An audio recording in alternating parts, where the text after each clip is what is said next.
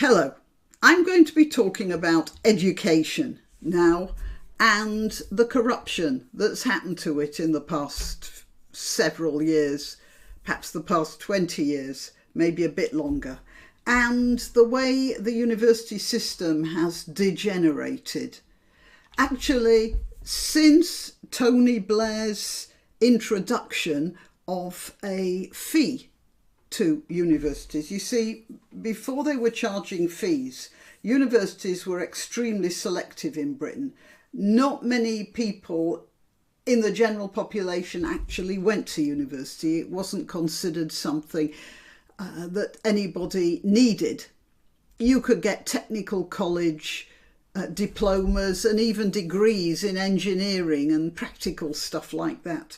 But the airy-fairy stuff, you know, English literature and greats and things like that, they were the sort of things that the upper classes did, or the lower classes who were very bright, who would be trying to get a leg up into the upper echelons of society. Then Tony Blair came along and said, we want everybody to go to university and we're going to introduce university fees to help fund this. Well, there was a problem with that. First of all, a lot of people just aren't cut out to go to university. And secondly, the university fees would have provided a break on this anyway. I was very shocked by the idea of university fees. But if you're going to send everybody to university, then you have to do that. The reason I was so shocked is that we have a substantial ethnic minority in this country of various sorts, but I was thinking particularly of the ones from the Indian subcontinent. And in those societies, the education of girls is not considered as important as the education of boys. So I believed that, and I suspect I'm right, but I don't have any figures I can present to you. I believed that if an Indian family, either Muslim or Hindu, had limited funds and had to send either one of their two boys or one of their two girls to university, they would send the boys and the girls would just have to make do. They wouldn't go to university. Now, I really thought that would happen. I don't know what the figures are, but I suspect it did. And I also suspect that this might have had a knock-on effect, you see, especially among the Pakistani community. If the girls didn't go to university, they would be fed more Pakistani cultural stuff, and they wouldn't be exposed to the wider world of British culture that a university education, a free university education, would have given them. And then these girls would have brought up children, and the children would have, because they had not quite that well educated or not that well integrated mothers, the children would have grown up more Pakistani, culturally oriented than they might have done. At least that was my theory. And so I don't know how it's going, but indeed the Pakistani community in Britain, or the people of Pakistani origin, are tending to be more culturally Pakistani than their parents were.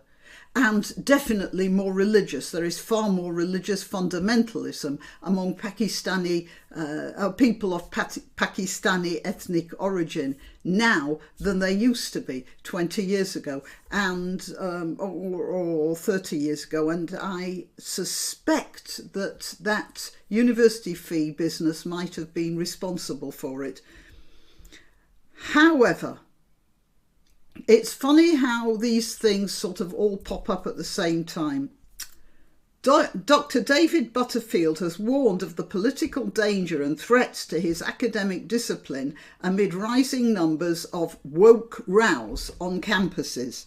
The senior lecturer in classics says his subject at Cambridge has even been accused of supporting up supporting some shadowy, ill-defined cabal of far-right extremists. So he's teaching classics, and that means he's being accused of being a Nazi, basically. And the funny thing is that a couple of years ago, I actually made a video about a Cambridge professor called Dr. Priyamvada Gopal, who, I don't know whether it was a tweet or a lecture. Anyway, she tweeted, "White lives don't matter." And then she said, "Abolish whiteness." And she got into a spat with some university porters because they wouldn't let her into a part of the university that visitors were not allowed into, and she was a visitor in that particular area. So, but she sort of started, "Do you know who I am?"ing, and she caused a big fuss about that, and she probably got some working class porters into trouble, or at least under the threat of being in trouble. And she seemed to me like a thoroughly nasty piece of work, frankly. That was my opinion. But that was 2 years ago. So the fact that this was a Cambridge professor, so how she became a professor, I could not understand. When I went into her history and I actually did some research into her tweets, I could not believe what she was tweeting out. Anyway, this guy in the same university, although probably not the same college, has been identified with Nazis because he's teaching classics. So look, this is what he said. He added, "Folks who want to defend the moral neutrality and political independence of looking at the ancient Greeks and Romans on their own terms receive the slogan of the day, which is to be a white supremacist." So he understands very well what's happening. Whether he can withstand the onslaught is something else. Now, when I read that, I thought, well, all right, why should anyone study the classics? So I went online and I just typed, "Why study classics?" And I got a few universities that have classics departments giving their reasons why students should come and study classics with them. And so this is UC Irvine. A Greek concept of democracy and the political structure of the Roman Republic. People who study classics will increase their analytic and critical thinking skills as they examine and analyse ancient cultures.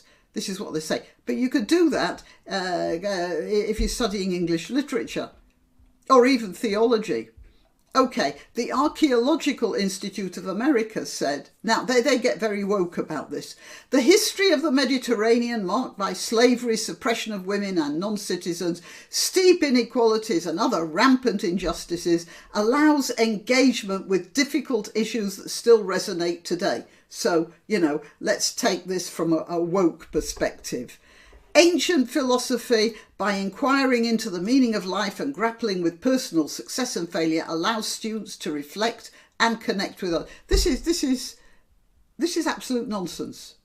You can do this in almost any academic discipline. Boston University Arts and Scientists, "What can I do with a degree in classics? A major in the ancient languages can lead to a career in classics at the secondary school level or university. This can mean going on for the PhD to teach in college or university, but etc., etc. But the vast majority of our majors and minors pursue careers in a vast range of fields, from business to government, or prepare you for law school and even medical school."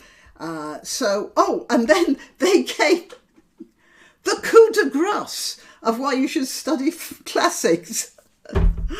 Fun fact, did you know that Dr. Fauci has a classics degree? Okay, and then the Canterbury University in New Zealand, knowledge of Latin and Greek as well as the complex natures of Greek and Roman cultures also develops skills in intellectual rigour, critical analysis and self-expression, all highly prized qualities in the job market today. Look, they're trying to find reasons for you to study classics. And while I was reading this, Oh, yeah, sorry, we're Canterbury University. I just want to read this last bit. Courses are also run on ancient sport, slavery, sex and gender, daily life. Okay, right. So you can approach this from, I can imagine the classics courses in those universities when they get to talk about sex and gender in ancient Greece. You know, I was looking at that and I was thinking, hang on a minute. I have an idea. Why not study classics? Because you're interested in it. Because this ancient history from which our culture has developed, that gave us the alphabet with which we read the history of our people and our various civilizations. Can't you just decide to do this because it's interesting?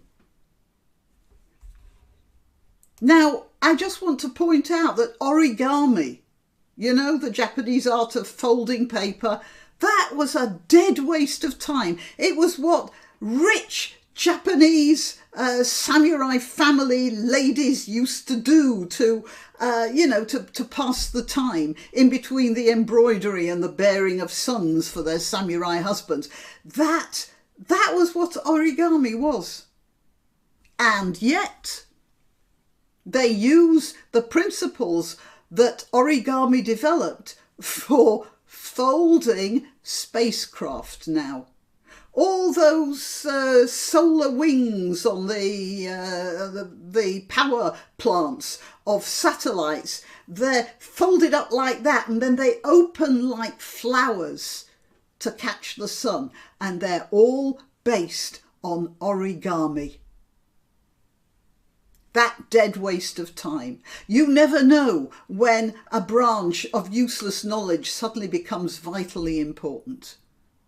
Now, you never know when a knowledge of Greek and Latin and the cultures that they were in, without discussing the wokeness, just their attitudes to life, how that can develop your brain and enrich your appreciation of all sorts of literature. And give you something to say, look, my culture is 4,000 years old. When people say, oh, the Chinese have a culture going back 10,000 years. Yes, they do, but the Western civilization is no slouch either. It didn't start in 1066. Dog barking. I don't know whether you can hear that. Oh, this dog is outside in the next room, and obviously getting just as worked up as I am. Now, I shall just finish with an article I saw in the Times Higher Education supplement.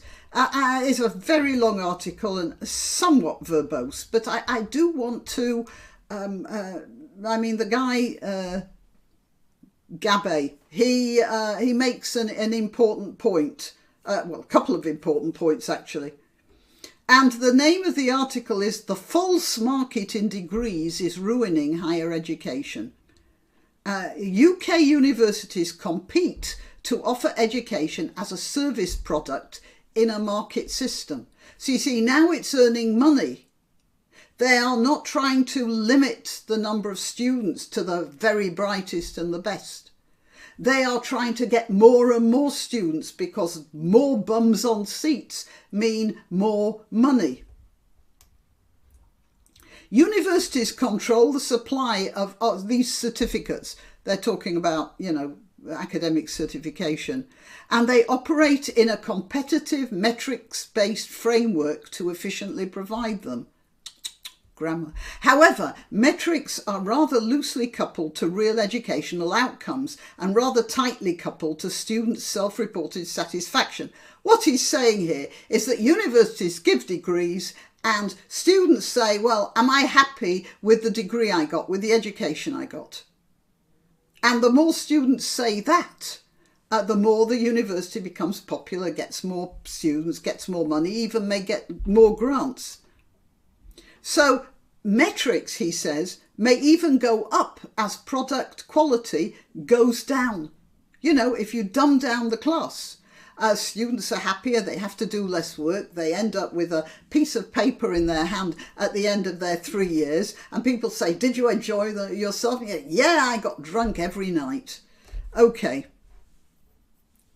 Because what students, metrics may even go up as product quality goes down, because what students really want is a comfortable campus, easy exams, and a degree certificate. So that is what the metric-based approach encourages. Thus, teachers are forced into setting smaller, simpler exams to larger groups.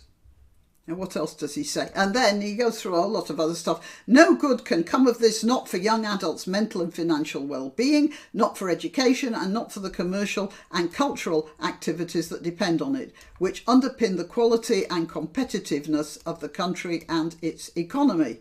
And this guy is an assistant professor, is a mathematician. So let's go back to this classics professor now, because you see, if you're doing classics, there's no hope for it. You've got to work hard. You've got to learn Latin and Greek. And in most cases, most people who are learning Latin and Greek at university did not learn it at school, or didn't learn very much. So in the old days, when you went to grammar schools, grammar, clue in the name, you learnt Latin, at least Latin, sometimes Greek as well. The basics from fairly early on, 11 years old. So it was something you could come to grips with at university. It was familiar.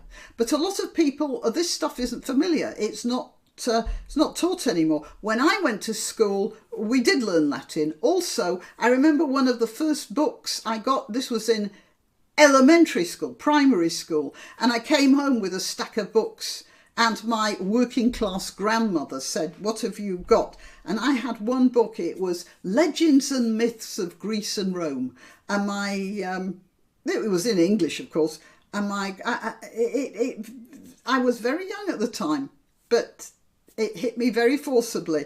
She looked at these books, and then she looked at my mother and she said, just look at the nonsense they're stuffing that kid's head with.